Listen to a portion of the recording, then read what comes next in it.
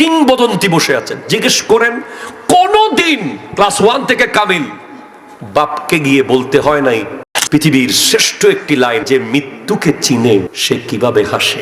We have to be Muslim at our kitchen, at our drawing room, at our dining space, at our college, at our university। আমরা সব জায়গায় যেন মুসলমান হতে পারি। আমাদের দেশে একদল উলামায়ে কেরাম আছে যারা বলে যে আপনি যত গুনাহ করেন নবীজি পার করাই ফেলবে। এটা মহব্বত থেকে বলে। তবে এই ব্যাপারে হুজুর আছেন, আমার একটু ছোট কথা ছিল, একটা লাইন, আখেরি লাইন, আজিবতু লিমান আরিফাল মাউতা ওয়া হুয়া ইয়াদহাকু। আমি বড় তাজ্জুব হয়ে যাই, ওই এতিমের বাবা স্বর্ণের পাতার মধ্যে লিখে গেছেন পৃথিবীর শ্রেষ্ঠ একটি লাইন, আরবিতে লিখে গেছেন। এটা হযরত উসমান যুন্নুরাইন রাদিয়াল্লাহু তাআলা তাফসীর করে জানিয়ে দিয়েছেন কিতাবের নাম আল মুনাব্বিহাত, লেখক আল্লামা ইবনে হাজার আসকালানী রাহমাতুল্লাহ আলাইহি, যে আমি তাজ্জুব হয়ে যাই যে মৃত্যুকে চিনে সে কিভাবে হাসে। আমার যুবক ভাইয়েরা, হাসি ঠাট্টাকে বর্জন করুন। মুসলমান বীরের জাতি, তারা এই পৃথিবীতে ঠাট্টা আর মজাক করার জন্য আসে নাই, তারা এসেছে মানুষকে রাস্তা দেখানোর জন্য।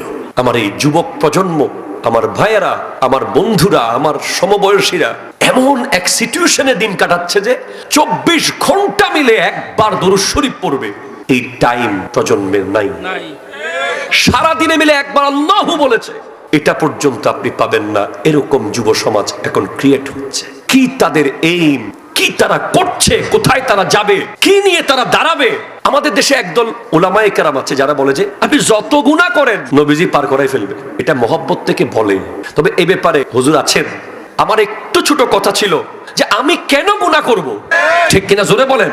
আমি গুনাহ করব কেন? ধরেন আপনার স্কুলে, কলেজে, ইউনিভার্সিটিতে, মাদ্রাসায় আপনার আব্বা অথবা আম্মা আপনার দোষের কারণে প্রিন্সিপাল হুজুরের সামনে গিয়ে সরি বলুক, এটা কি আপনি চান?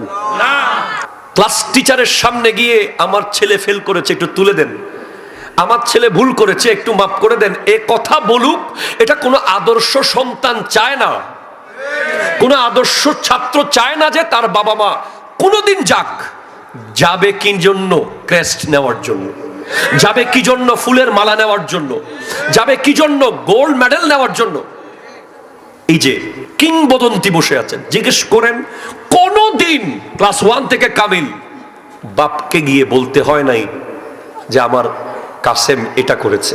বলেছেন তো গর্ব করে বলেছেন, আবুল কাসেম নুরি আমার সন্তান। যেখানে আমি আমার বাবাকে একজন অধ্যক্ষের সামনে গিয়ে লজ্জিত হতে দেই না, একটু আমার ব্যাপারে রিকোয়েস্ট করুক, আমি চাই না, সেখানে আমার নবীকে কেন আমি সেই কষ্ট দেব? আমার নবীজি কেন বলবে আল্লাহকে গিয়ে, আল্লাহ আমার এই উম্মত ভুল করেছে, একটু মাফ করে দেন। হ্যাঁ, ভুল তো হবেই আমাদের। আমরা যদি অনিচ্ছাকৃত ভুল করি, না জেনে ভুল করি, সেটার জন্য অবশ্যই আছে ব্যাপারটা। কিন্তু আমরা ইচ্ছে করে করে ভুল করব, আর আমার নবী আমাদের জন্য রিকোয়েস্ট করতে থাকবেন, এই জিনিসটা আমাদের চাওয়া উচিত নয়। আমাদের উচিত হবে যে আমার নবী যেন কিয়ামতের মাঠে যেভাবে শেখ সুলতান সৈয়দ আব্দুল কাদের জিলানী রহমতুল্লাহের মতো এমন হাস্তিকে দেখিয়ে আমার নবী বলবেন, এই তো আমার আব্দুল কাদের জিলানী 40 বছর এশারের রুজু দিয়ে ফজরের নামাজ পড়েছে। এই তো আমার খাজা মাইনুদ্দিন চিশতি 2500 মাইল পায়ে হেঁটে এসেছে ইসলামের দাওয়াত দেওয়ার জন্য। এই তো আমার মোহসেন আউলিয়া পাথরে চড়ে চড়ে এসেছে ইসলামের দাওয়াত দেওয়ার জন্য। এই তো আমার কাতাল শাহ কাতাল মাছের পিঠে এসেছে। এই তো আমার শেরে বাংলা গোটা জিন্দেগি রক্ত দিয়েছে আমার দ্বীনের জন্য। আমরাও সেভাবে নিজেকে তৈরি করি যেন আমার নবী কবরে গেলে আমাদেরকে বলে যে এই তো আমার সে আশেক উম্মত। হাসরের মাঠে যেন দেখিয়ে বলে, এই তো সে যার বন্ধুরা সবাই জুয়া খেলতো কিন্তু সে একা তাদের সাথে বিট্রেই করে মসজিদে গেছে। যার বন্ধুরা সবাই বাইক নিয়ে স্টান্ট করত, সে কোরআন সুন্নাহর পথে রয়ে গেছে। আমাদেরকে কবর, হাসর এই দুইটা শব্দ আমাদের বইয়ের পাতায়, পড়ার টেবিলে, মোবাইলের স্ক্রিনে, বালিশের পাশে, চাকরির টেবিলে, ক্যাশের বাক্সে, পাকঘরে, ডাইনিং টেবিলে, প্রত্যেক জায়গায় এই দুইটা শব্দ যেন আমাদের সাথী হিসেবে থাকে। কবর হাসর। And we have to be Muslim at our kitchen, at our drawing room, at our dining space, at our college, at our university. আমরা সব জায়গায় যেন মুসলমান হতে পারি, আমরা যেন সব জায়গায় মুমিন হই। শুধু মসজিদের ভিতরে মুমিন হলে হবে না, শুধু মাহফিলে মুমিন হলে হবে না। আপনি পাকঘরে মুমিন হয়ে যান, ডাইনিং স্পেসে মুমিন হয়ে যান, আপনার বেডরুমে মুমিন হয়ে যান, আপনি আপনার অফিসে মুমিন হয়ে যান, আপনি আপনার ব্যবসা প্রতিষ্ঠানে মুমিন হয়ে যান। আল্লাহর প্রেম ছাড়া এই দুনিয়ায়, নবীজির প্রেম ছাড়া এই দুনিয়ায় কারো কাছে কোনো কিছু চায় না। রাতের আধারে যারা সিজদাতে রয়, দু চোখের অশ্রুতে নদী যেন বয়। রাতের আধারে যারা সিজদাতে রয়, দু চোখের অশ্রুতে নদী যেন বয়। ছলনার হাতছানি যতই আসুক, ক্ষমতার হাতছানি যতই আসুক, পেছনে ফিরে ও তাকায় না। আল্লাহ গো হা ক্ষমা করে দাও, মাফ কবরের সামান জোগাড় নাই আজ, কি করে বাঁচবো আছি বড় লাজ। ও গো খোদা তৌফিক দাও, গো খোদা তৌফিক দাও, হেদায়ত দাও, রাস্তা দেখাও। আল্লাহ ও গো ক্ষমা করে দাও, ক্ষমা করে। চিৎকার দিয়ে বলেন সুবহানাল্লাহ। তাহলে টোটাল যে ব্যাপারটা হবে কবরে হাসরে, এই ব্যাপারটা থেকে বাঁচার জন্য একটা স্ক্রিপ্ট দিয়েছেন মুসা আলাইহিস সালামের আরো আগের এক ব্যক্তি, বনি ইসরাইলের এক ব্যক্তি। জোরে বলেন সুবহানাল্লাহ। একটা স্ক্রিপ্ট, একটা লিখিত স্ক্রিপ্ট দিয়েছেন সন্তানদের জন্য যে এরকম করে চললে তোমাদের কবর হাসরে কোনো চিন্তা নাই। আপনারা হয়তো জানেন যে মুসা আলাইহিস সালাম আর হযরতে খাজা খিজির আলাইহিস সালামের একটা সফর, বক্তব্য শুনেছেন না অনেক হুজুরের জবানে? শুনেছেন। সেখানে তিনটা কাজ খাজা খিজির করেছেন, যে তিনটার প্রতিবাদ মুসা আলাইহিস সালাম করেছিলেন, কিন্তু তিনটাই যৌক্তিক কাজ ছিল। পরে মুসা আলাইহিস সালামকে বুঝিয়ে দিয়েছেন খাজা খিজির আলাইহিস সালাম। তার মধ্যে একটা ছিল যে এই বাচ্চা যুবক, খাজা খিজির আলাইহিস সালাম একটা নৌকা তক্তা খুলে ফেলেছিলেন। মুসা আলাইহিস সালাম বলছেন, আপনি নৌকাটা তক্তা কেন খুলে দিলেন? পানি ঢুকতেছে। আরেকটা বাচ্চাকে মেরে ফেলেছিলেন, আপনি কেন বাচ্চা নাবালক মেরে ফেললেন? এরপর 3 নম্বর যে কাজটা করেছিলেন সেটা ছিল যে মুসা আলাইহিস সালাম আর খাজা খিজির আলাইহিস সালাম এই দুজনে এক জায়গায় গেলেন যেখানে তাদের প্রচন্ড ক্ষুধা লেগেছে। এলাকার মানুষকে জিজ্ঞেস করেছে যে আমাদেরকে একটু মেহমানদারি করেন, কিছু পানি টানি খাওয়ান। তারা বলছে কোনো মেহমানদারি নাই। ওই এলাকার মানুষ তাদের কোনো মেহমানদারি করে নাই। কিন্তু খাজা খিজির একটা ভাঙ্গা দেওয়াল ভেঙে পড়ে আছে, উনি বড় কষ্ট করে বড় যুদ্ধ করে দেওয়ালটা সোজা করে দিয়েছেন। সুবহানাল্লাহ। ইসলাম বলছে, আপনি কি করলেন? নৌকা কেন ফুটা করলেন? তক্তা কেন খুলে ফেললেন? বলে আগামীকাল জালিম বাদশা সব গরিবদের নৌকা নিয়ে যাবে। এই বেচারা বেশি গরিব, তক্তা যদি খোলা দেখে নিবে না, পরে সে তক্তাটা লাগাই আবার ব্যবহার করতে পারবে। বাচ্চাটা কেন মেরে ফেলছেন? বলে বাচ্চাটা বড় হলে বাপ মাকে জাহান্নামে নিয়ে যাবে, এজন্য আগে থেকে মেরে ফেললাম, সেও জান্নাতি হয়ে গেল, বাপ মাও বেঁচে গেল। দেয়াল কেন তুলে দিলেন তাহলে? এরা আমাদের এক গ্লাস পানি খাওয়ায় নাই, আপনি এদের এলাকায় এসে দেওয়াল তুলতেছেন। এটার ব্যাখ্যা কোরআনের সূরা কাহাফের মধ্যে আসতেছে। আল্লাহ তাআলা ইরশাদ করছেন, ওয়া কানা তাহতাহু কানজুল লাহুমা ওয়া কানা আবুহুমা সালিহান। ওই দেয়ালের নিচে দুই এতিমের সম্পদ ছিল। নমাতের দে আরো জোরে। ওই দেয়ালের নিচে দুই এতিমের সম্পদ রাখা আছে। তাদের বাবা ছিল নেককার। মনে রাখবি, আমার যুবক ভাইকে বলছি, তোমার আব্বা যদি তোমার জন্য একটা ঘরে চালও দিয়ে না যায়, সে যদি তোমাকে আদব শিখিয়ে যায়, সে তোমাকে সবচেয়ে বড় পয়সাওয়ালা বানিয়ে দিয়ে গেছে। তোমার বাপ তোমাকে এক করা জায়গাও দিয়ে যায় নাই, একটা কিছু দিয়ে যায় নাই,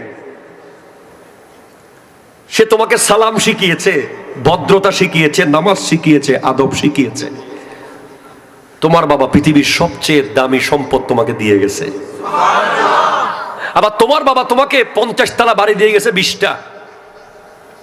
তোমাকে শিখাইছে কেমনে গুন্ডামি করতে হয়, কিভাবে প্রতিশোধ নিতে হয়, কিভাবে চাচার গায়ের দিকে দৌড় মারতে হয়, কিভাবে অহংকার করতে হয়, কিভাবে আত্মীয় স্বজনের সাথে রুট ব্যবহার করতে হয়, প্রতিশোধ নিতে হয়। তোমার বাবা তোমাকে চির ফকির বানিয়ে গেছে। ঠিক কিনা? জোরে বলেন না। কখনো বাবাকে নিয়ে এটা বলবেন না যে আর বাবা আল্লাহ কিছু না করে। বাবা যদি কিছু নাও করে, তোমার বাবা যে তোমাকে আখিরি জমানার নবীর উম্মত হওয়ার সুযোগ করে দিছে। এই জমানায় তোমাকে দুনিয়া দেখাইছে। তুমি হাসরের মাঠে গিয়ে বিনা দ্বিধায়, বিনা দলিলে, বিনা যোগ্যতায় বলে দিতে পারবা যে আমার নবী আসছে। কবরে তুমি কোনো কিছু ছাড়া বলতে পারবে আমার নবী উনি, মুনকার নাকির উনি আমার নবী। এই কথা বলার যোগ্যতা অর্জন করেছো আখিরি জমানায় জন্মগ্রহণ করার কারণে। এর চেয়ে আর বড় কোনো প্রাপ্তি হতে পারে? এজন্য অন্য কোনো আফসোস থাকতে পারবে না। কবর হাসর সম্পর্কে এত স্মার্ট কোনো কথা, এত গভীর কোনো কথা আর আমি তেমন কোনো কিতাবে পাই নাই। যেটা আমি পেয়েছি, আল মুনাব্বিহাত, লেখকের নাম আল্লামা ইবনে হাজার আসকালানি রহমতুল্লাহ আলাই। একটু জোরে বলো না সুবহানাল্লাহ। আল্লামা ইবনে হাজার আসকালানি রহমতুল্লাহ আলাই ওই কিতাবের মধ্যে এনেছেন যে ওয়া কানা তাহতাহু কানজুল লাহুমা ওয়া কানা আবুহুমা সালিহান। এই আয়াতের ব্যাখ্যা হযরতে উসমান যুন্নুরাইন রাদিয়াল্লাহু তাআলা আনহু করতেছেন। হযরত উসমান ব্যাখ্যা করতেছেন যে দেওয়ালের নিচে সম্পদ বলতে কি ছিল আসলে। এতিমের বাপ যে তাদের জন্য সম্পদ দেওয়ালের নিচে রেখে গেছে, সেই দেওয়ালটা যখন ভেঙে গেছে, খাজা খিজির দেখতেছেন যে দেওয়ালটা ভেঙে যাওয়ার কারণে সম্পদগুলো মাটি থেকে উঠে যাবে, উঠে গেলে মানুষে চুরি করে নিয়ে যাবে, তাই দেওয়ালটা তুলে দিলেন। কারণ এতিমগুলো এখনো ছোট, এরা এখনো বুঝার বয়স হয় নাই। এটা যদি বড় হয় এরা, তখন দেওয়াল ভেঙে তারা বুঝতে পারবে, যে তারা জানতে পারবে সেখানে তাদের বাবার সম্পদ রেখে গেছে। এখন ওখানে রেখে গেছেন কি? বলে কানজুন আও লাউহুম মিনাজ যাহাব, স্বর্ণের একটা পাতা। এরকম এটা কিসের পাতা? আরো জোরে বলেন। এরকম একটা স্বর্ণের প্লেট বা পাতা রেখে গেছে দেয়ালের নিচে। এখন ফ্লাইওভারের স্ক্রুর মূল্য কি বুঝবে টোকাইরা? কর্ণফুলী টানেলের যে স্ক্রুপ আছে, ওই স্ক্রুপের মূল্য কি টোকাইয়ে বুঝবে? যেই ছেলে 10 টাকা পাইলে মাদক খায়, সে কি দেশের রাষ্ট্রের সম্পদের মূল্য বুঝে? আপনি দেখবেন যে রোড থেকে অনেকে রাস্তার বিভিন্ন লোহার রড টড ভেঙে নিয়ে বিক্রি করে দিচ্ছে। সেভাবে ওইটাতে স্বর্ণের একটা প্লেট চোরে পাইলে এটা স্বর্ণ মনে করে বিক্রি করে দিবে, কিন্তু ওখানে যে মাকতুবান সাবাতা আস্তুরিন, ওই কাগজের মধ্যে স্বর্ণের ওই পাতার মধ্যে মোট 60টা লাইন আরবিতে লিখে দিয়ে গেছে এতিমের বাবা। একটু জোরে বলেন ভাই সুবহানাল্লাহ। এই 60টা লাইন গোটা পৃথিবীর জন্য যথেষ্ট। যদি এই 60টা লাইন কেউ বুঝে, তাকে দিয়ে আর কোনো অন্যায় কোনোদিন হতে পারে না। সেখানে 1 নম্বর লাইনটা ছিল যে আজিবতু লিমান আরিফাল মাউতা ওয়া হুয়া ইয়াদহাকু, আমি তাজ্জুব হয়ে যাই যে মৃত্যুকে চিনে এরপরে আবার হাসে।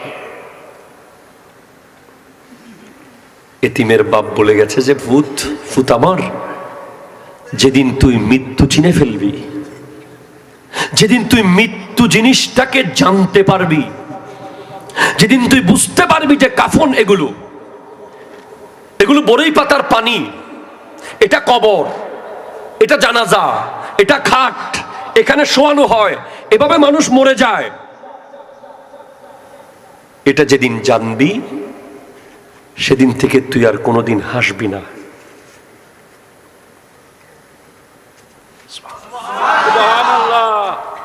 কি দামি কথা! যে ব্যক্তি মৃত্যুকে চিনে সে কিভাবে হাসে। আমাদের একটা প্রজন্ম তৈরি হচ্ছে বর্তমানে, সারাক্ষণ শুধু হাসি, ঠাট্টা, মজাক, মস্কারি। এরা এসেছে কোথায় আসলে? এরা কি করতেছে? এরা যাবে কোথায়? এতটুকু সেন্স এদের নাই। এরা কার জন্য এলো, কি তাদের দায়িত্ব, কোথায় তারা যাবে? একটা জেনারেশন আপনি খেয়াল করেন, রোডে খেয়াল করেন, দোকানে খেয়াল করেন, মার্কেটে খেয়াল করেন, রাস্তার মোড়ে খেয়াল করেন, পেট্রোল পাম্পের আশেপাশে খেয়াল করেন, বিভিন্ন স্পটে আপনি দেখবেন যে এক ধরনের প্রজন্ম আছে সারাক্ষণ মজা, ঠাট্টা, এনজয়, দৌড়াদৌড়ি, লাফালাফি, জাফাজাফি, গুতাগুতি, মানে যাদের লাইফে ওরা মনে করতেছে যে পৃথিবীতে এলাম শুধু হাসার জন্য। ঠিক কিনা বলেন বলেন বলেন বলেন বলেন। ওরা শুধু খুঁজতে থাকে অজুহাত, কোন অজুহাতে এনজয় করা যায়। ওই যুবকদের উদ্দেশ্যে আমি বলছি, আসলে এদেরকে পার্সোনালি ট্রিটমেন্ট করা দরকার। এদেরকে ইসলামিক স্কলারদের কাছে নিয়ে এভাবে একজন একজন করে বসানো দরকার। এই যে দেখেন, এই দুইজন যুবক বসেছে, এটা ওদের দোষ না। ওরা এমন হয়ে গেছে যে এরকম কথা চলতেছে, এরপরে দুজনে কি হাসির মধ্যে আছে। ওরা কি জানি করতেছে। আসলে মূলত ওরা কবর চিনে না, ওরা কাফন দেখে নাই, ওরা যে মরতে হবে বুঝতে পারতেছে না। ঠিক কিনা জোরে কথা বলেন না। যেই প্রজন্ম মসজিদের ভিতরে পর্যন্ত হাসে, যেই প্রজন্ম মাহফিলে বসে হাসতে পারে, এদেরকে আপনি পৃথিবীর কি দিয়ে বুঝাইতে পারবেন বলেন? এদেরকে একমাত্র কবরস্থানে কবর কুড়ে ভিতরে ঢুকিয়ে লাশগুলোর অবস্থা দেখানো ছাড়া আর কোনো ওয়াজ দিয়ে আমি এদেরকে বুঝাইতে পারবো মনে হচ্ছে না। যে প্রজন্ম জুমার দিন খতিবের খুতবা চলাকালীন সময়ে পিছনে বসে বসে মোবাইল টিপে আর এনজয় করে, গল্প করে, যেই প্রজন্ম 2 রাকাত নামাজ পড়ে মসজিদ থেকে দৌড়ে বের হয়ে যায়, সেই প্রজন্মকে আমি কোন ওয়াজ দিয়ে ঠিক করব বলেন? যেই প্রজন্ম সুযোগ পেলেই মানুষের ডাব খেয়ে ফেলে, যেই প্রজন্ম সুযোগ পেলেই মানুষের গাছের ফল ছিঁড়ে খেয়ে ফেলে, যেই প্রজন্ম সুযোগ পেলেই মানুষের জানমালের ক্ষতি করাটাকে ইজি ব্যাপার মনে করে, যেই প্রজন্ম মসজিদের জুমার মধ্যে বসে হাসে, যেই প্রজন্ম মাহফিলে বসে এনজয় করে, যেই প্রজন্ম জানাজার নামাজে পর্যন্ত হাসে, কথা বলেন না, সেই প্রজন্মকে ওয়াজ দিয়ে হেদায়েত করা বড় কঠিন। এজন্য ওই এতিমের বাবা বলেছে, আজিবতু লিমান আরিফাল মাউতা ওয়া হুয়া ইয়াদহাকু, আমি তাজ্জুব হয়ে গেলাম, আমি তাজ্জুব যে মৃত্যু চিনার পরেও হাসে। যারা সারাক্ষণ ঠাট্টা মস্কারি মজাক করে, মূলত তারা মৃত্যু চিনে না। ঠিক কিনা কথা জোরে বলেন না? তারা এখনো মৃত্যু কি জিনিস চিনে না, জানে না। তারা যদি এখন থেকে না জানে সেটা, তারা যদি এখন থেকে মৃত্যুটা কেমন, এটা কি, এটা কিভাবে হয়, এটা আমার উপরে হবে, আমি কিভাবে এটাকে ফেস করব, এ ব্যাপারে না ভাবে, হযরত মাওলা আলী কারামাল্লাহু তাআলা ওয়াজহুল কারীম বলছেন, আল মাউতু খায়রু মুআদ্দাবিন, মৃত্যু হলো উত্তম আদব শিক্ষাদাতা। সুবহানাল্লাহ। মুআদ্দিব, আপনাকে মৃত্যু এসে আদব শিখিয়ে দেবে। মৃত্যু নিজেই আপনাকে শিখিয়ে দেবে কিভাবে মসজিদে ভদ্র হতে হয়, কিভাবে মাহফিলে বসতে হয়, কিভাবে হালাল খেতে হয়, কিভাবে সত্য বলতে হয়, কিভাবে নবীর সুন্নাহ এবং আল্লাহর কোরআন অনুযায়ী চলতে হয়। মৃত্যু আপনাকে শিখিয়ে দেবে, কিন্তু এরপরে আর কাজ করার সুযোগ থাকবে না। যেদিন শিখিয়ে দেবে, তারপরের দিন থেকে আর অ্যাপ্লাই করার সুযোগ নাই। এজন্য মৃত্যু শেখানোর আগে ওয়াজ থেকে শিখেন, মৃত্যু শেখানোর আগে কোরআন থেকে শিখেন, মৃত্যু শিখিয়ে দেওয়ার আগে জুমার নামাজ থেকে শিখেন, হুজুরের খুতবা থেকে। আর কত টাইম নাই। হাসরের মাঠ কায়েম হওয়ার যত রকমের সিমটম আলামত দেখা দরকার সব দেখা হয়ে গেছে, শুধু কয়েকটা বড় বড় আলামত বাকি। আমরা একেবারে এন্ডিং পয়েন্টে আছি। আমার নবীজি ইরশাদ করেছেন, বুইস্তু আনা ওয়াস সাআত, আমি এবং কিয়ামত একসাথে এসেছি। আমার নবী বলেছেন, আমি এবং কিয়ামত একসাথে প্রেরিত হয়েছি। সুবহানাল্লাহ। তাহলে আমার নবী পর্দা করেছেন 1450 বছর হয়ে গেছে, 1450 বছরের বেশি। এরপরেও আমরা এখনো কেন বুঝতে পারতেছি না যে আমি কালকে দাঁড়াবো আল্লাহর সামনে। বিআন্না রাব্বাকা আওহালাহা, আল্লাহ জমিনকে বলে দেবেন, জমিন তুমি বলো। ওরা মিথ্যা বলবে, জমিন তুমি বলে দাও ওরা কি করেছে। জমিন বলে দেবে তুমি কি কি করেছো, আমি কি কি করেছি। ইয়ৌমাইযিন ইয়াসদুরুন নাসু আশতাতান লিয়ুরাউ আমালাহুম, মানুষ সেদিন লাইনে লাইনে যাবে তার আমলনামা দেখার জন্য।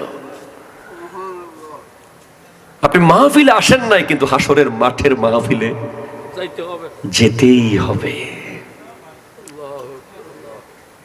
আপনি সমাজে এমন মানুষ পাবেন কোনোদিন মাহফিলে যায় নাই, কথা জোরে বলেন না, ঠিক কিনা বলেন না। আপনি সমাজে এমন মানুষও পাবেন যে কোনোদিন মাহফিলে যায় নাই, সারা জীবন মাহফিলের বিরোধিতা করেছে, এগুলোকে পাত্তাই দেয় নাই। আপনি এমন মানুষ পাবেন কোনোদিন মসজিদে যায় নাই। আপনি এমন মানুষ পাবেন যার মধ্যে আল্লাহ, খোদা, কোরআন, হাদিস, সুন্নাহ, নবী প্রেম, মিলাদ, কিয়াম এগুলোর কোনো অস্তিত্ব যার জীবনে নাই, শুধু আরো চাই, আরো দাও, আরো খাবো, আরো করব। ব্যক্তিকেও লাইনে দাঁড়াতে হবে সেদিন। আপনি কার জন্য কি করেছেন এটা কেউ মনে রাখবে না। আপনি অনেক মানুষকে চাকরি দিয়েছেন, দেখবেন যে সে ভুলে গেছে। সে একদিন আপনাকে বলবে যে তুই কি যদি আই গজ্জি দিয়ে। আপনি অনেক মানুষকে পড়িয়েছেন, পড়ালেখা করার সুযোগ করে দিয়েছেন, সে একদিন ভুলে যাবে। আপনি অনেক মানুষকে একবেলা ভাত খাওয়াইছেন, ভুলে যাবে। একজন ভুলে না ভাই, একজন ভুলে না। ওনার জন্য আপনি এক বালু পরিমাণও যদি করেন, সেটা উনি আপনাকে গোটা হাসরবাসীর সামনে দেখিয়ে দেবে। ফামান ইয়ামাল মিসকাল যাররাতিন খায়রান ইয়ারা ওয়া মান ইয়ামাল মিসকাল যাররাতিন শাররান ইয়ারা। উনি কিন্তু দুনিয়াতে দেখাচ্ছে না। প্লিজ, খুব important, this is very important. এই অংশ থেকে তুমি মনে রেখো, আল্লাহ আপনাকে 90 বছর, 70 বছর, 100 বছর হায়াত দিয়েছে, যে টাইম আপনাকে দুনিয়াতে দিয়েছে, এই টাইমের ভিতরে আপনি যত গুনাহ করতেছেন, এগুলো কিন্তু আল্লাহ লুকিয়ে রাখতেছে রহমতের চাদর দিয়ে। যদি আপনার আমার গুনাহ যদি প্রতিদিন ওপেন হতো দুনিয়ার সামনে, আমাদের বিবি পর্যন্ত আমাদেরকে ভাত রান্না করে হয়তো খাওয়াতো না। আল্লাহ তার বান্দার ইজ্জতকে কতটুকু মূল্যায়ন করেন।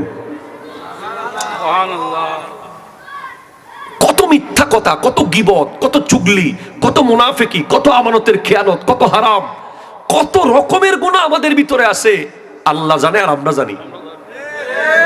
কিন্তু এগুলোকে আল্লাহ আজকে দেখাচ্ছেন না। আল্লাহ বলতেছেন, বান্দা আমি দেখাচ্ছি না,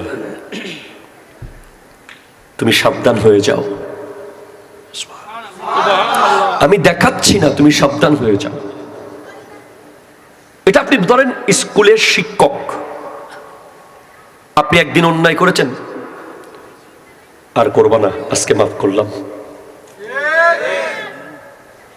আপনার আব্বা আম্মা, আপনি একটা বড় ধরনের কোন ক্রাইম করেছেন, আব্বা আম্মা আর কোনদিন নগরিবি আজিয়ে সারাদিন না বরাবর 9:30-29 সাড়ে দিন ইনশাল্লাহ। 8টা তো শুরু করছি, বরাবর 8টার 2 মিনিট আগে শুরু করছি। ওকে,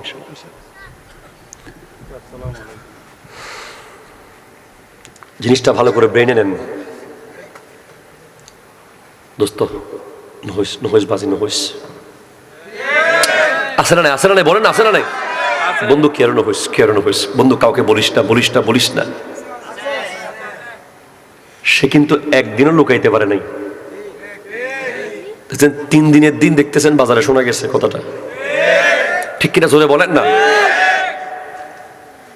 ইভেন আপনার নিজের বিবাহিত স্ত্রী বলেন, নিজের আপন ভাই বলেন, আপন বোন বলেন, আপন ফুফু বলেন, খালা বলেন, ইভেন মা বাবা পর্যন্ত অনেক সময় বিভিন্ন সিচুয়েশনে রাগের মাথায় বহু ক্ষেত্রে পট করে আপনার একটা দুর্বল পয়েন্ট বলে ফেলে, যেটা আপনি বলুক চান না, ঠিক কিনা বলেন?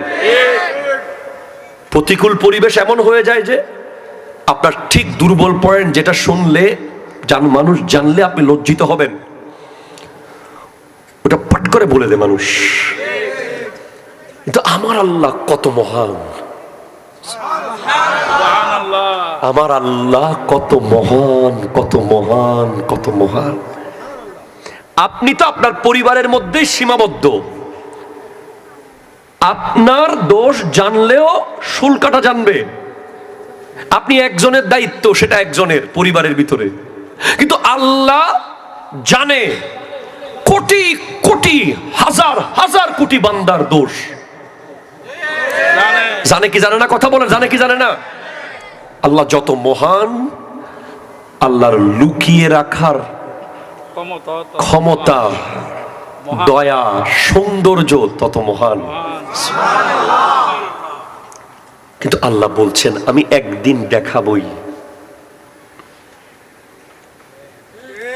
একদিন দেখাবো। সেদিন যেন আমি দেখাতে গিয়ে তোমার শুধু সওয়াবগুলোই দেখাতে পারি, গুনার রিমোট যখন চাপ দেব যেন কিছু না আসে। এই জন্য আমি তোমাকে 70 বছর দিলাম, এই জন্য আমি তোমাকে 50 বছর দিলাম, এজন্য তোমাকে 90 বছর দেওয়া হচ্ছে যে তুমি সওয়াব বাড়াও, গুনাহ মুছো। সুবহানাল্লাহ। এই বিশাল টাইমের ভিতরে তোমার যে কালো কালো গুনার দাগ, এগুলো আমি লুকিয়ে রাখবো, দুনিয়াকে বুঝতে দেব না। দুনিয়া তোমাকে দেখে সালাম দেবে, মোহাব্বত করবে, আদর করবে, সব করবে। তুমি যে কত বড় ভয়ঙ্কর পাপী, এটা দুনিয়াকে আমি বুঝতে দেব না। এটা আল্লাহর শান। কিন্তু সেদিন তো বিচার দিবস, সেদিন আল্লাহ দেখাবেন ওয়ামান ইয়ামাল মিসকাল যাররাতিন শাররান ইয়ারা। এখন আপনি পরীক্ষার খাতায় এক লাইন ভুল লিখেছেন, 1 সেকেন্ডের মধ্যে রাবার দিয়ে মুছে ফেলেছেন, ঠিক কিনা জোরে বলেন? আপনি এজন্য রাবার কিনেছেন, ভুলে গিয়েছেন, হল থেকে বের হয়ে আবার রাবার এনেছেন, ভুল হলে যেন মুছে দিতে পারেন, কারণ ভুলটা হলো আপনার গুনাহ। পরীক্ষার ক্ষেত্রে ভুল আনসার দেওয়া এটা একটা গুনাহ, মানে এটা পরীক্ষা কেন্দ্রিক গুনাহ আর কি, পরীক্ষা কেন্দ্রিক অন্যায়, ভুল। আপনি দুনিয়ার সামান্য একটা সার্টিফিকেটের জন্য খাতার মধ্যে 1 লাইন ভুল হতে দিচ্ছেন না, যাতে করে এক্সামিনার দেখলে যেন আপনাকে ভালো ছাত্র বলে 80-তে 80 দেয়, 100-তে 100 নাম্বার দেয়। এজন্য আপনি সাথে সাথে মুছে দিচ্ছেন, সাথে সাথে মুছে দিচ্ছেন, সাথে সাথে মুছে দিচ্ছেন, অথচ মাত্র 3 ঘন্টার পরীক্ষা। 3 ঘন্টায় কতগুলো মুছা যাবে আর কতগুলো লেখা যাবে? আল্লাহ আপনাকে 3000 কোটি ঘন্টা দিয়েছে, সুবহানাল্লাহ। তাও কোনো রাবার কিনতে হবে না মোছার জন্য, আপনাকে পৃষ্ঠা ছিঁড়ে ফেলে দিতে হবে না। মুছা এত সহজ যে, মুছে ফেলার ব্যাপারটা এত সহজ করেছেন, ইভেন যতক্ষণ আপনি গুনাহটা করেন নাই ততক্ষণ লেখাও হয় নাই, সওয়াব কিন্তু আপনি নিয়ত করার লগে লগে লেখা হয়ে গেছে। আপনি নিয়ত করেছেন যে আমি মাহফিলে যাব, সাথে সাথে সওয়াব লেখা হয়ে গেছে। কিন্তু আপনি নিয়ত করেছেন যে আমি এখন জুয়া খেলবো, যতক্ষণ খেলেন নাই ততক্ষণ আল্লাহ গুনাহ লেখে নাই। আপনি নিয়ত করেছেন লাখে 10,000 টাকা খাবেন, যতক্ষণ আপনি টাকাটা হাতে নেন নাই ততক্ষণ আল্লাহ গুনাহটা লেখে নাই। সুবহানাল্লাহ, জোরে বলেন না। আর দুনিয়াতে আপনি যদি বলেন যে বস আমি কালকে অফিসে আসতে পারবো না, এতটুকু শুধু বলেছেন, আবার আপনার ডিসিশন চেঞ্জ হয়ে যেতে পারে, কিন্তু এই যে পারবো না বলেছেন এতটুকুতে লেখা হয়ে গেছে। এখনো অফিস শেষ হয় নাই, আপনি আসবেন কি আসবেন না নিশ্চিত হন নাই, মুখ থেকে বের করেছেন, লেখা হয়ে গেছে। আর আল্লাহ কত বড় দয়াবান, আপনি কাজটা যতক্ষণ গুনার করেন নাই ততক্ষণ আল্লাহ লিখতে দিচ্ছে না। তাহলে আমার বান্দা হয়তো ডিসিশন চেঞ্জ করে ফেলতে পারে, কিন্তু সওয়াবটা এখনো করেন নাই। মাহফিলে টাকা দিবেন, নিয়ত করেছেন 2027 সালের জন্য, আরো 1 বছর পর দিবেন যে অলরেডি সওয়াব লেখা হয়ে গেছে। সুবহানাল্লাহ। সেই আল্লাহ সেদিন দেখাবেন, যেন দেখাতে না হয়, ওপেন করলেই যেন দেখা যায় যে গুনার স্ক্রিনে কিচ্ছু নাই, ক্লিয়ার, এমটি, খালি। এজন্য আপনাকে কি দিচ্ছেন দেখেন, আল্লাহ বলতেছেন বান্দা তুই নামাজ তো পড়বি, ঠিক আছে, নামাজ পড়লে তো তুই গোসল করার মতো সওয়াব, শরীর থেকে গুনাহ ঝরে যাবে। একটা পশু কিংবা পাখি যেভাবে নদী থেকে গোসল করে উঠে যায়, বা একটা মানুষ প্রতিদিন যেভাবে গোসল করলে তার শরীরের সমস্ত ময়লা চলে যায়, তুই মসজিদে যখন ফজরের নামাজ পড়বি গোসল করে ওঠার মতো সব গুনাহ ঝরে যাবে। শুধু তাই না, তুই যে মসজিদে পায়ে হেঁটে যাবি, তুই কত জায়গায় না যাস, তুই খেলার মাঠে যাস, মেলায় যাস, অফিসে যাস, কত জায়গায় যাস, কিন্তু আমি আল্লাহর জন্য তুই যে মসজিদের দিকে হেঁটে হেঁটে আসবি, প্রতি কদমে কদমে তোর গুনাহ মুছে ফেলবো। তুই যে এক ওয়াক্ত নামাজ পড়ে আরেক ওয়াক্তর জন্য অপেক্ষা করবি, পৃথিবীতে কত জনের জন্য অপেক্ষা আমাদের, ঘন্টার পর ঘন্টা দাঁড়িয়েছিলাম আমরা কত জায়গায়, কত জনের জন্য, বিরক্ত হওয়ার পরও দাঁড়িয়েছিলাম, কারণ দুনিয়া তো, উনি না আসলে টাকাটা পাবো না, উনি না আসলে জিনিসটা পাবো না। অথচ আল্লাহ দেখেন কত বড় দয়াবান, আপনি যে জোহর পরে আসরের জন্য কিছুক্ষণ দাঁড়াবেন, আল্লাহু আকবার, নারায়ে তাকবীর, তাকবীর, নারে রিসালাত, নারে। আসসালামু আলাইকুম ওয়া রাহমাতুল্লাহি ওয়া বারাকাতুহু। আসসালামু আলাইকুম। আসসালামু আলাইকুম। আসসালামু আলাইকুম। আর বলছেন আল্লাহু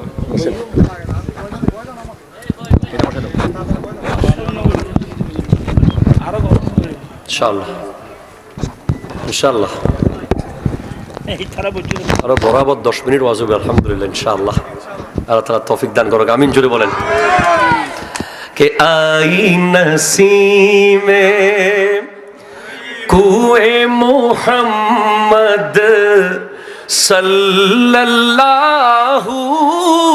আলাইহি ওয়াসাল্লাম, আই নসিমে কুয়ে মুহাম্মদ সাল্লাল্লাহু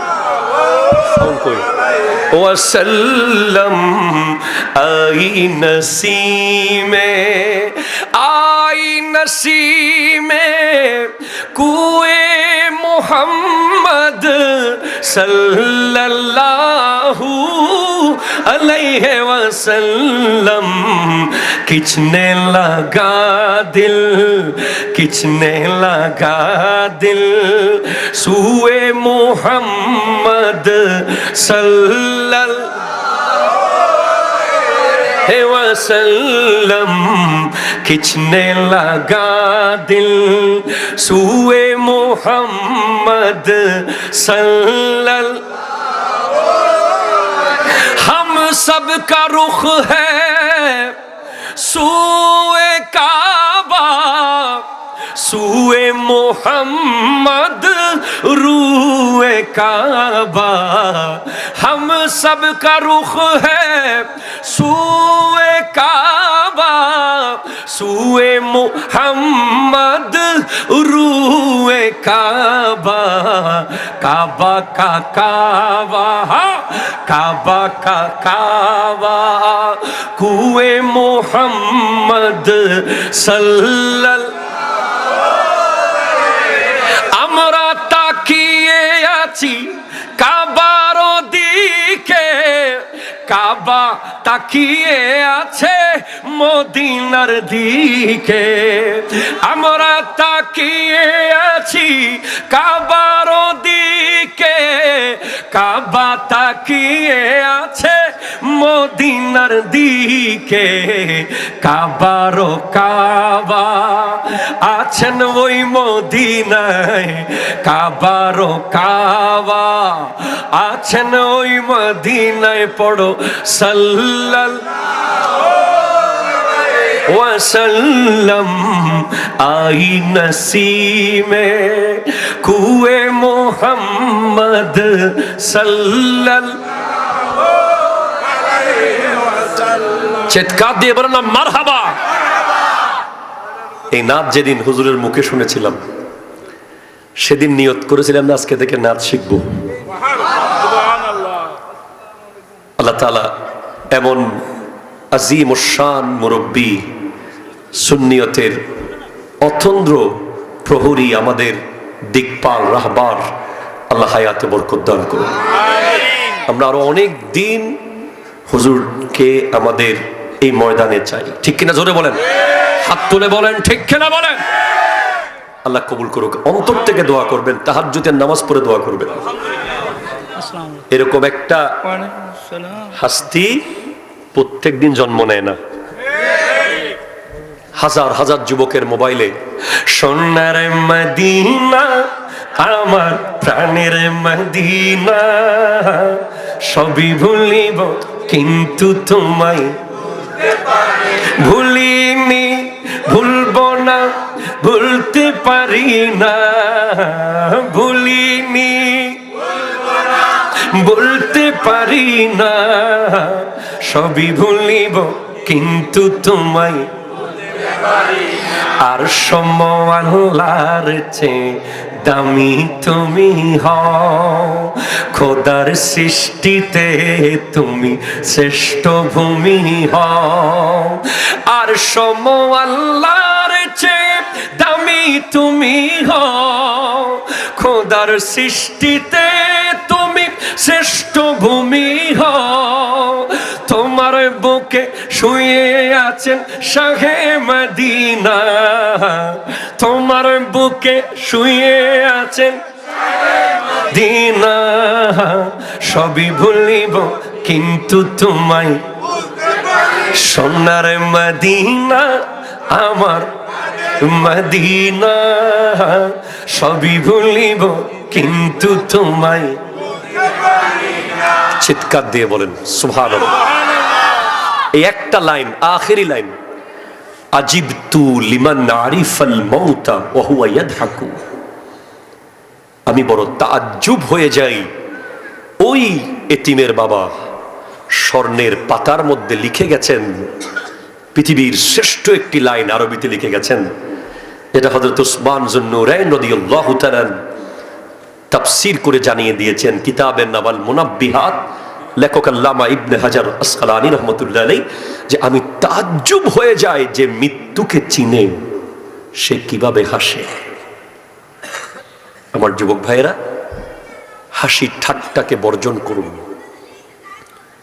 মুসলমান বীরের জাতি, তারা এই পৃথিবীতে ঠাট্টা আর মজাক করার জন্য আসে নাই, তারা এসেছে মানুষকে রাস্তা দেখানোর জন্য। আমার এই যুবক প্রজন্ম, আমার ভাইয়েরা, আমার বন্ধুরা, আমার সমবয়সীরা এমন এক সিচুয়েশনে দিন কাটাচ্ছে যে 24 ঘন্টা মিলে একবার দরুদ শরীফ পড়বে, এই টাইম প্রজন্মের নাই। সারা দিনে মিলে একবার আল্লাহু বলেছে, এটা পর্যন্ত আপনি পাবেন না। এরকম যুব সমাজ এখন ক্রিয়েট হচ্ছে। কি তাদের এইম, কি তারা করছে, কোথায় তারা যাবে, কি নিয়ে তারা দাঁড়াবে। আমাদের দেশে একদল উলামায়ে কেরাম আছে যারা বলে যে আপনি যত গুনাহ করেন নবীজি পার করাই ফেলবে। এটা মহব্বত থেকে বলে। তবে এই ব্যাপারে হুজুর আছেন, আমার একটু ছোট কথা ছিল যে আমি কেন গুনাহ করব, ঠিক কিনা জোরে বলেন। আমি গুনাহ করব কেন? ধরেন আপনার স্কুলে, কলেজে, ইউনিভার্সিটিতে, মাদ্রাসায় আপনার আব্বা অথবা আম্মা আপনার দোষের কারণে প্রিন্সিপাল হুজুরের সামনে গিয়ে সরি বলুক, এটা কি আপনি চান? চান চান চান চান? ক্লাস টিচারের সামনে গিয়ে আমার ছেলে ফেল করেছে, একটু তুলে দেন, আমার ছেলে ভুল করেছে, একটু মাফ করে দেন, এ কথা বলুক, এটা কোনো আদর্শ সন্তান চায় না। কোনো আদর্শ ছাত্র চায় না যে তার বাবা মা কোনোদিন যাক। যাবে কি জন্য? ক্রেস্ট নেওয়ার জন্য। যাবে কি জন্য? ফুলের মালা নেওয়ার জন্য। যাবে কি জন্য? গোল্ড মেডেল নেওয়ার জন্য। এই যে কিংবদন্তি বসে আছেন, জিজ্ঞেস করেন কোনদিন ক্লাস 1 থেকে কামিল বাপকে গিয়ে বলতে হয় নাই যে আমার কাসেম এটা করেছে? বলেছেন তো, গর্ব করে বলেছেন, আবুল কাসেম নুরি আমার সন্তান। যেখানে আমি আমার বাবাকে একজন অধ্যক্ষের সামনে গিয়ে লজ্জিত হতে দেই না। একটু আমার ব্যাপারে রিকোয়েস্ট করুক, আমি চাই না, সেখানে আমার নবীকে কেন আমি সেই কষ্ট দেব? আমার নবীজি কেন বলবে আল্লাহকে গিয়ে, আল্লাহ আমার এই উম্মত ভুল করেছে, একটু মাফ করে দেন? হ্যাঁ, ভুল তো হবেই আমাদের। আমরা যদি অনিচ্ছাকৃত ভুল করি, না জেনে ভুল করি, সেটার জন্য অবশ্যই আছে ব্যাপারটা। কিন্তু আমরা ইচ্ছে করে করে ভুল করব, আর আমার নবী আমাদের জন্য রিকোয়েস্ট করতে থাকবেন। এই জিনিসটা আমাদের চাওয়া উচিত নয়। আমাদের উচিত হবে যে আমার নবী যেন কিয়ামতের মাঠে যেভাবে শেখ সুলতান সৈয়দ আব্দুল কাদের জিলানী রহমতুল্লাহের মতো এমন হাস্তিকে দেখিয়ে আমার নবী বলবেন, এই তো আমার আব্দুল কাদের জিলানী 40 বছর এশারে রুজু দিয়ে ফজরের নামাজ পড়েছে। এই তো আমার খাজা মাইনুদ্দিন চিশতি 2500 মাইল পায়ে হেঁটে এসেছে ইসলামের দাওয়াত দেওয়ার জন্য। এই তো আমার মোহসেন আউলিয়া পাথরে চড়ে চড়ে এসেছে ইসলামের দাওয়াত দেওয়ার জন্য। এই তো আমার কাতাল শাহ কাতাল মাছের পিঠে এসেছে। এই তো আমার শেরে বাংলা গোটা জিন্দেগি রক্ত দিয়েছে আমার দ্বীনের জন্য। আমরাও সেভাবে নিজেকে তৈরি করি যেন আমার নবী কবরে গেলে আমাদেরকে বলে যে এই তো আমার সে আশেক উম্মত। হাসরের মাঠে যেন দেখিয়ে বলে, এই তো সে যার বন্ধুরা সবাই জুয়া খেলতো কিন্তু সে একা তাদের সাথে বিট্রেই করে মসজিদে গেছে। যার বন্ধুরা সবাই বাইক নিয়ে স্টান করত, সে কোরআন সুন্নাহর পথে রয়ে গেছে। সুবহানাল্লাহ। আল্লাহ পাক আজকের মাহফিলকে কবুল করুক। আমিন। আমাদেরকে কবর হাসর এই দুইটা শব্দ আমাদের বইয়ের পাতায়, পড়ার টেবিলে, মোবাইলের স্ক্রিনে, বালিশের পাশে, চাকরির টেবিলে, ক্যাশের বাক্সে, পাকঘরে, ডাইনিং টেবিলে, প্রত্যেক জায়গায় এই দুইটা শব্দ যেন আমাদের সাথী হিসেবে থাকে, কবর হাসর। And we have to be Muslim at our kitchen, at our drawing room, at our dining space, at our college, at our university. আমরা সব জায়গায় যেন মুসলমান হতে পারি। আমরা যেন সব জায়গায় মুমিন হই। শুধু মসজিদের ভিতরে মুমিন হলে হবে না, শুধু মাহফিলে মুমিন হলে হবে না। আপনি পাকঘরে মুমিন হয়ে যান, ডাইনিং স্পেসে মুমিন হয়ে যান, আপনার বেডরুমে মুমিন হয়ে যান, আপনি আপনার অফিসে মুমিন হয়ে যান, আপনি আপনার ব্যবসা প্রতিষ্ঠানে মুমিন হয়ে যান। সুবহানাল্লাহ। আল্লাহ পাক আজকের মাহফিলকে কবুল করুক।